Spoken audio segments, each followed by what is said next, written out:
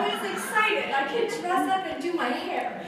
So thank you very much for this privilege to be in front of you, because this is definitely my heart. But I think we all probably, being a grandma, being a mom, being a sister, you know, being a grandmother, I'm not sure, but I think my story will touch you guys in a similar way that maybe you've experienced. But I grew up thinking I needed to have the perfect life. I was going to go to college. I was going to get an education. I wanted to be a teacher. So I got my master's in special education. Again, a God thing. So I got that. I taught, I had a great career. I got married. So guess what? I was going to have the perfect baby. And I was going to have the perfect journey and pregnancy, because I read those books, didn't you? What to expect in your pregnancy and the first year? Yep, I knew, right? So I have this covered.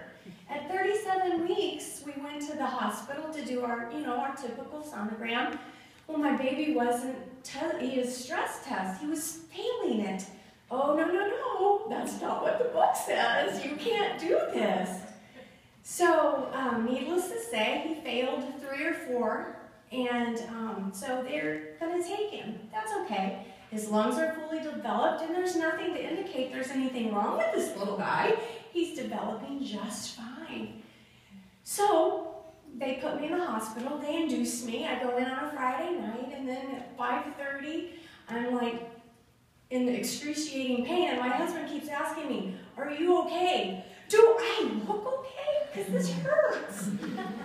Needless to say, my little guy is born at 12:23. He's absolutely perfect. I think he's amazing. I'm in love. First sight. He's so beautiful. So my husband runs out. He's the first little boy on his side of the family. We have a healthy baby boy. So as he leaves my room, they place this little guy in my arms, and they proceed to tell me with very, very sad faces, "Your son has Down syndrome." Oh. You waited till my husband left the room to tell me that? But he's perfect, right? Well, you might as well not nurse. He won't be able to nurse. Don't even try to nurse with him. I'm like, no. I read that book about nursing. He's gonna nurse. So I had one really amazing nurse that really bought into what I was saying. I'm like, okay, I'm a special ed teacher. We can do this. He's got a nurse. I know that it's good for his speech. So she worked with me. But in that course of 48 hours, I was told by countless professionals, health professionals, how not perfect my little Tyler was. Do you know how heartbreaking that was? I looked at him and I'm like, he's perfect. God, he's perfect. You gave him to me. But I even had the doctor that came in to do his circumcision said, "I'm really sorry. I feel sorry for you."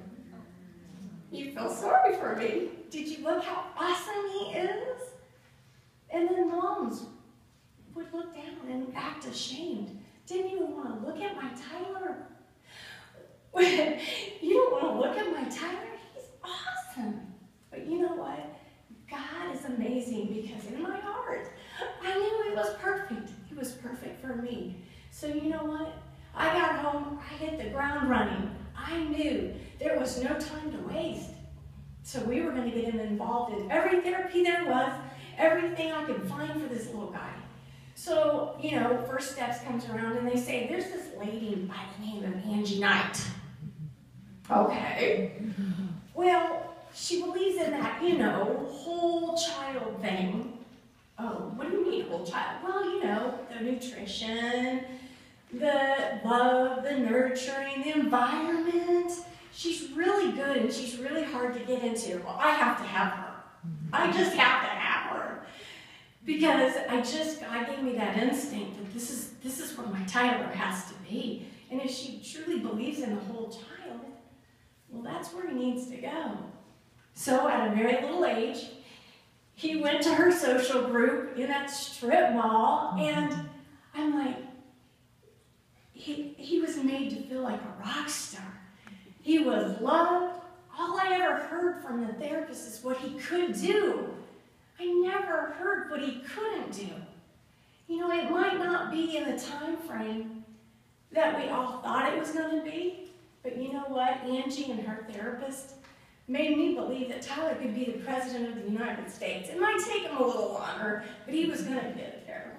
So she started, you know, we started seeing just a speech teacher, and then finally I got on the waiting list because she's so popular.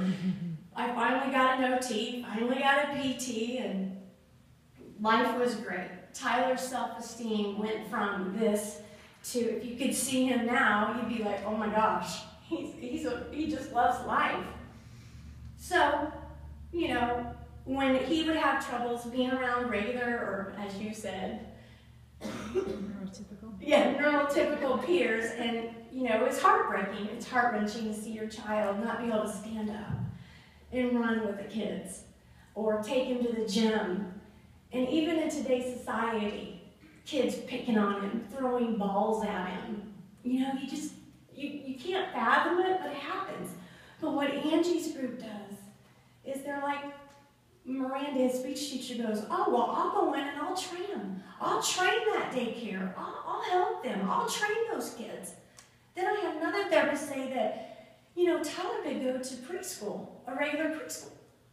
Well, everybody told me he couldn't. Oh, yes, he can go to preschool. And those therapists would march right into that preschool, and it wasn't just about Tyler. And that's the most amazing thing about what Angie's group does. It is not just the whole child, it is the whole environment, the whole community. Churches.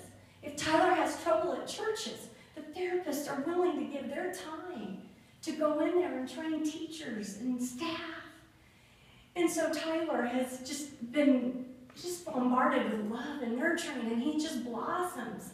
But there was just one piece of the pie that I didn't accept because I'm busy and I know better, right?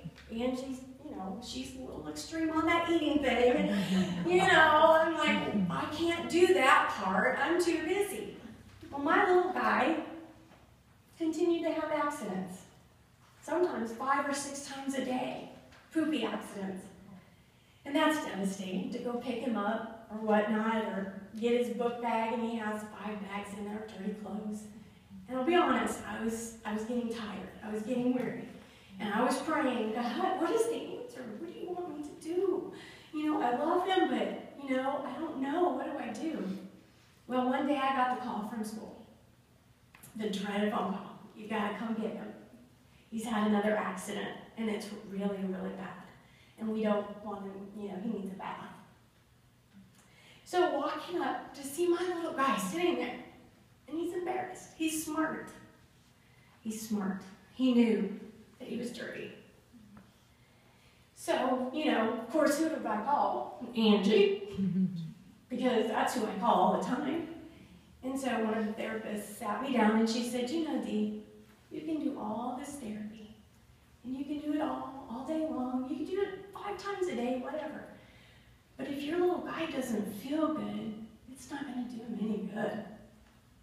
Have you thought about going gluten-free? Yeah, I guess so. 90% of all children with Down syndrome are gluten intolerant. Tyler has been gluten-free now for 1.5 years, has not had 1 accident at school. Yes. And I'm going to tell you, I believe so much in what she believes in, and what she's not somebody that gets up here and lectures and tells all these things. She lives it and breathes it. And if I hadn't gone gluten-free with Tyler, I'm going to tell you, I don't know what I'd be doing right now. But it's made a huge difference in my life.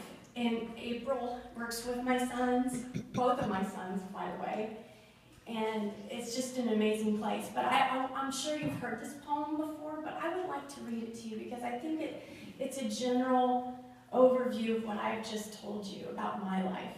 I'm often asked to describe the experience of raising a child with a disability, to try to help people who have not shared that unique experience to understand it, to imagine how it would feel.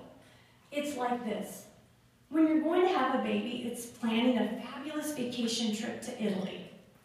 You buy a bunch of guidebooks and make your wonderful plans, the Colosseum, the Michelangelo, David, the gondolas in Venice. You may learn some handy phrases in Italian, and it's all very exciting.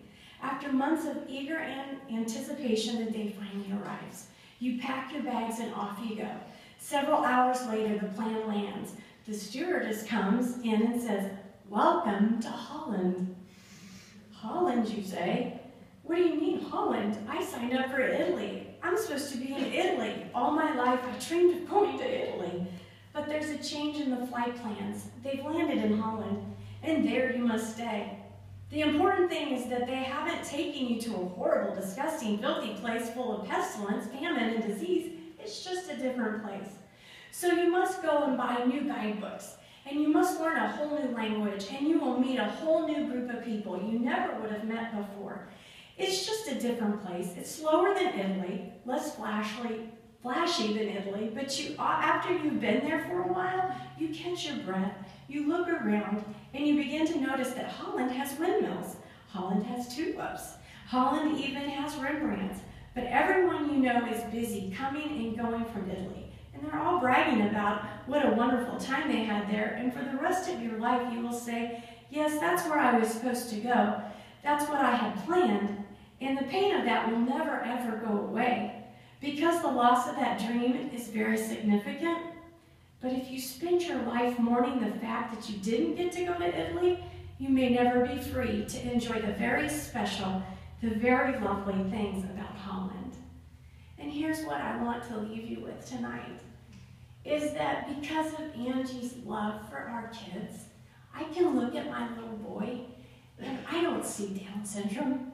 I see this energetic, amazing little boy that absolutely thinks he's going to marry Selena Gomez.